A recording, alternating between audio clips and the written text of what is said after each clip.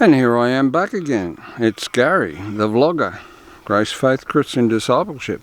And this is part 3 of this video at Dubbo, Gloria's son's place, Ben. And here we are walking around down the side of Ben's property at Dubbo.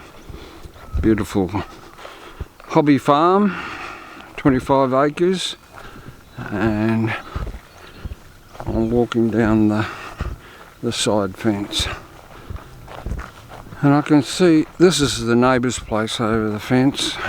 If I spin around this way with the sun in my eyes, I'll put shade up over my eyes, you can see, I think you can see Ben's house in the distance over there, and I'm probably 300 to 500 metres from his shed at the moment.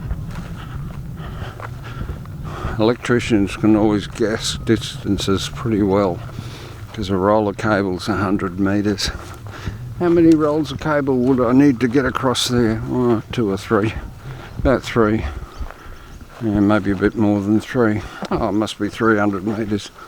There you go. That's your rule of thumb. I've given you all the trade secrets. And the other thing is, it's surprising how accurate your pace is. I used to do a lot of aerial work, in other words, property proles on rural properties and stringing up. In the old days it used to be copper cables, but then we changed over to aluminium, and stringing up cables. So the poles were basically 50 metres apart, 30 foot high timber poles. In the early days they weren't treated, in the later days they were treated.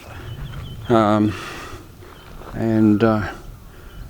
you'd go out to quote a job, and you run a tape measure across the ground to measure out your 50 metres. And after a while I realised that my pace, my steps, were actually 100% accurate to a metre weren't each step. So 50 paces was 50 metres. So in the end I used to be able to just walk it out without having to run a tape measure across the ground. There's a bit of trivia for you.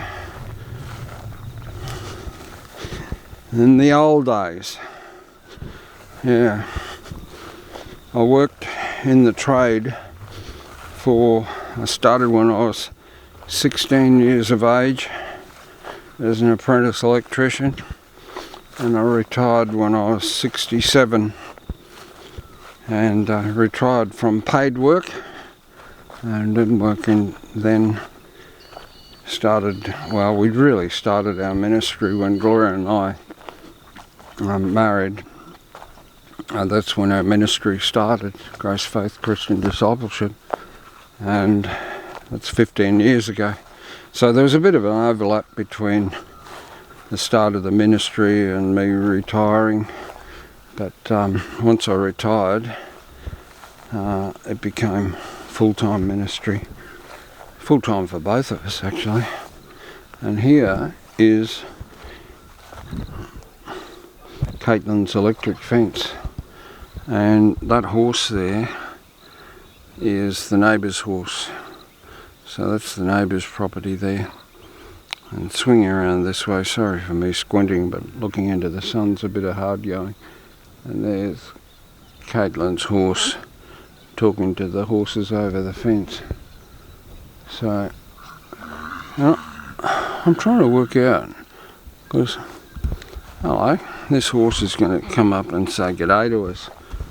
Here he comes, or she comes, I don't know whether it's a male or a female. So see, it doesn't take a bite of me. It's obviously curious. G'day.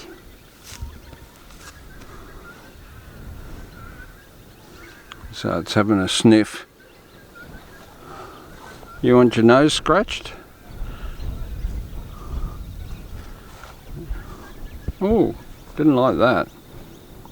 Why you got your eye closed? This one's open.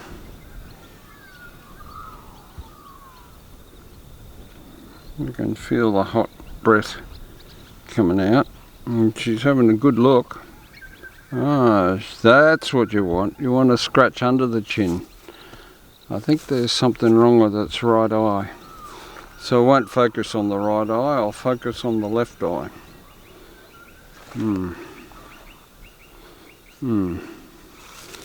They've got nice, it actually feels quite nice. Very soft. And she likes it too, don't you? You do like it. You like a bit of attention, a bit of TLC. You like that? Hey? What's your name? Hey? Ooh, watch that white tape. It's got her head very close. I might step back. I don't want to force her onto the electric fence, because even though those electric fence, it won't do them any harm, it's got a very high voltage charge, which has got a capacitor in it. I'm talking technical stuff here, and it goes boom. So you might, it's measured in the thousands of volts, but it's very, very short. Hello. And here comes the foal. So we got a bit of activity going on here, so I might just stand here and see what the foal does. So I'm going to watch this foal because I don't want a bite on my shoulder. You're being curious, inquisitive, aren't you? Hey? Do you want to smell my hand? Huh? You want to get to know me?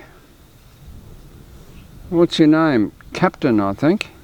Are you Captain, or is your mum Captain? She can't talk to me, but she can respond. She's doing what the other one did. Oh, I won't do anything fast, because the foal is just learning to get used to people. This foal obviously is not broken. So we're all up here together, and we're having a chit chat, aren't we? Bit of a one-sided chit chat. I better watch the foal. The horse is not likely to bite me, but she's letting me stroke her nose. Yeah. Captain, the foal is a male. What do you call a male foal? Is that a colt? Probably. You're a good looking horse. Pretty incredible that Ben could carry you 6 months ago. I think she's about 6 months old. Or he's about 6 months old. No. See how she doesn't like me touching her nose now? And so, you developing any muscle yet? Still on mum's milk, huh? Hey? Oh yeah. Yeah. You let me give you a pat? You gonna let me give you a pat? Have a sniff. Don't you bite me. Don't you bite me.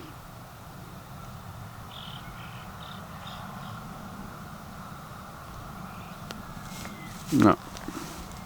No, not so sure, and I'm not going to walk in close behind her because I don't want to get a kick.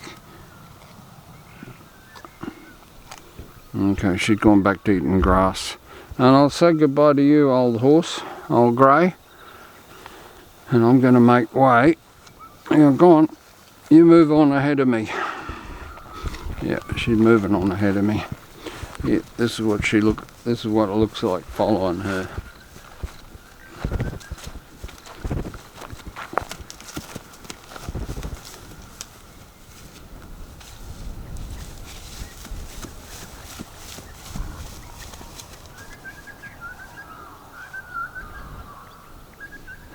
She's gone down to say good day to the one over the fence. I'm not sure whether I had her in focus when I was pointing the camera towards her. I better hold this camera out at arm's length. Otherwise you could be looking down my ear hole. As long as you're not looking up my nostrils. Oh, Gary, why did you say that? Gloria, because, I don't know, it just came out of my mouth. Anyway, yeah, you've got to make sure the backdrop, when you're doing this videography, you've got to make sure that the backdrop's fine. I can remember filming in a church once, and the backdrop was just dreadful. It was so bad, and of course I was in somebody else's church taking a video there, and in the end, when I did the editing of the video, all I could use was the audio, so I had to use stills behind the audio to turn it into a video, which obviously makes a lot of work when you have to do all that. So here's the mother horse, and the mare.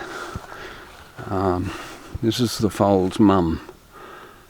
So she gave birth to the foal about 6 months ago, and the neighbours' horses are super friendly. Actually, I don't know whether they are the neighbours' horses. I think they are the neighbours' horses, or maybe, and here comes the foal cantering down to us.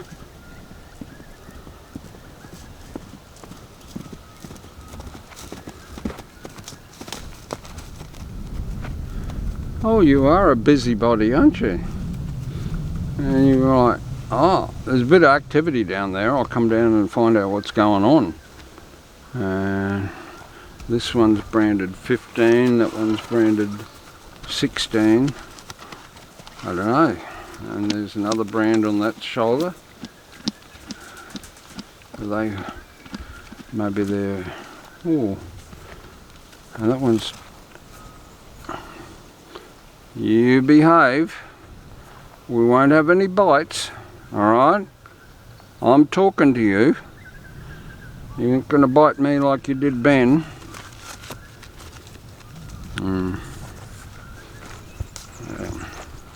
Yeah, so I don't think these two are Caitlin's horses. They're not very tall horses, they're very short.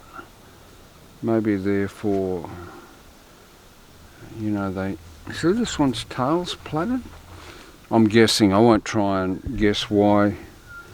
There's certain types of horses, short horses, that are used for, I don't even know what it's called, where they lasso steers and pull them to the ground and all that sort of stuff. It's a sport. So here's mother and son down here, standing together.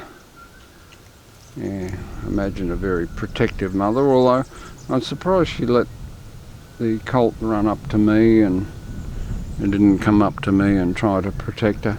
So I might steer clear of mum, and just, not that I've been forewarned or anything, it's just knowing that Ben got a good bite on the shoulder, and knowing how easily horses can stand on your foot, and knowing how easily they can strike out with their legs and kick you. I'll just stay clear. Yeah, so I'm just not sure. Maybe that front paddock there is owned by someone else, but this is, on the other side of that paddock is the road, and I'll find out from Ben whether that paddock's part of his property. But maybe his property has got maybe it's an axe shape, you know. In other words, it's got a relatively narrow entrance, which, when I say narrow, is probably 100 metres wide, and a driveway coming up. So we've basically done the full circumnavigation of Ben's place. So we'll walk up here to the fence, or the gate, and go through to the house, and I might close this vlog down. But first of all, you can see, hang on, wait until I turn around. Oh man, it's really hard to see with the sun shining in my eyes. Okay, so that's our trailer. Very minimalist, and it's got a cage on the top of it.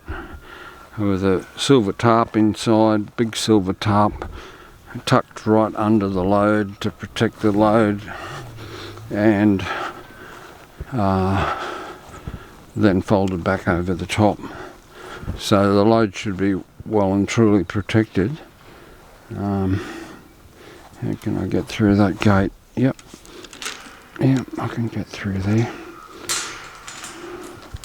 And yeah, so the top is, sorry, the trailer, which I bought new, has done roughly about 3,500 kilometres to get across from Perth to Dubbo. And the other day, or other morning, we left 6:30 in the morning from Broken Hill, and there was a bit of roadkill, which I was following a big truck. I think he must have hit a roo, and I ended up with roadkill all over the front of the